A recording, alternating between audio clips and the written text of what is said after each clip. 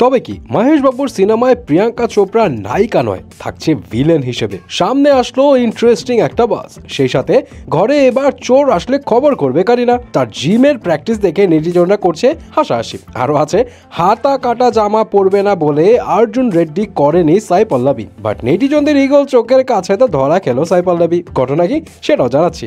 And finally থাকছে সামান্তা রুথপ্রভুর নতুন ছবি দেখে অবাক সবাই। কেউ কেউ তাকে বলছে স্যাম ভাই। সো দেরি না করে চলে যাচ্ছি গসিপসে। প্রথমে আসি প্রিয়াঙ্কা চোপড়ার কাছে। প্রিয়াঙ্কা চোপড়া তো ইতিমধ্যে ইন্ডিয়াতে চলে আসছে, হায়দ্রাবাদে রয়েছে। অ্যান্ড যদিও অফিসিয়াল অ্যানাউন্সমেন্ট আসেনি, বাট সবাই মোটামুটি এটা শিওর যে মহেশ বাবুর সিনেমার জন্যই সে এখানে আসছে। এস রাজামৌলি যেখানে ডিরেক্টর। অ্যান্ড এই সিনেমায় শুরু থেকে সবাই এইটাই জানতো যে সিনেমায় নায়িকা হিসেবে থাকছে প্রিয়াঙ্কা, বাট এখন কাহিনীতে আসছে নতুন একটা টুইস্ট। গুঞ্জন উঠেছে প্রিয়াঙ্কা নায়িকা নয়, বরং এখানে তার নেগেটিভ শেডস থাকবে। তবে এখানে একটা কথা বলে রাখি যে এখানে ভিলেন হিসেবে কিন্তু পৃথ্বীরাজ সুকুমারনকে কনসিডার করা হয়েছে।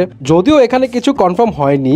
এখন কি তাহলে পৃথ্বীরাজ সুকুমারন এবং প্রিয়াঙ্কা দুইজনই ভিলেন থাকবে? ওয়েল, বিষয়টা এমন নাও হতে পারে। হয়তো প্রিয়াঙ্কা চোপড়াকে এখানে দেখা যাবে নেগেটিভ শেডসে, বাট হয়তো ভিলেন না। তার ভিতরে নেগেটিভ একটা ডার্ক সাইড থাকবে, যেটা হয়তো মহেশ বাবুর সাথে সামহাও মিলেমিশে সেই নেগেটিভ শেডসটা দূর হয়ে যাবে। এমন কিছু হইলেও হতে পারে। যাই হোক, দেখা যাক তারপরও কি হয়। রাজামৌলি যেহেতু এখানে আছে, অবশ্যই টুইস্ট তো একটা থাকবেই। এবার আসি কারিনা কাপুরের কাছে। সাইফ আলী খানের বাসায় ঘটনায় সাইফ আলী খান যেভাবে ফাইট করেছে সেটা তো সবাই জানে, এবং অনেকেই তখন প্রশ্ন করছিল যে কারিনা কই ছিল তখন। বাট এবার মনে হয় কারিনা ফাইট করার জন্য একেবারে প্রস্তুত, আর বডিগার্ডের তাদের প্রয়োজনই নেই। কারিনা যেভাবে জিমে প্রস্তুতি নিচ্ছে, যেভাবে পায়ের অ্যাক্টিভিটি দেখাচ্ছে, তাতে মনে হচ্ছে এবার ডাকাত আসলে পুরো 100 ফিট দূরে গিয়ে পড়বে, যেটা নিয়ে এখন পাবলিকরাও নিচ্ছে মজা। অপরদিকে সামান্তা রুথপ্রভু তার নতুন কিছু ছবি হলো ভাইরাল, যেটা ফ্যাশন জিকিউ ম্যাগাজিনের জন্য। এবং এই ছবিগুলো দেখে কেউ কেউ বলছে ভাই এই তো পুরো হলিউড অ্যাক্ট্রেস, আবার কেউ বলছে এটা আমাদের সামান্তা না, এটা স্যাম ভাই, ওই যে দেখতে একটু ছেলে ছেলে লাগছে আর কি।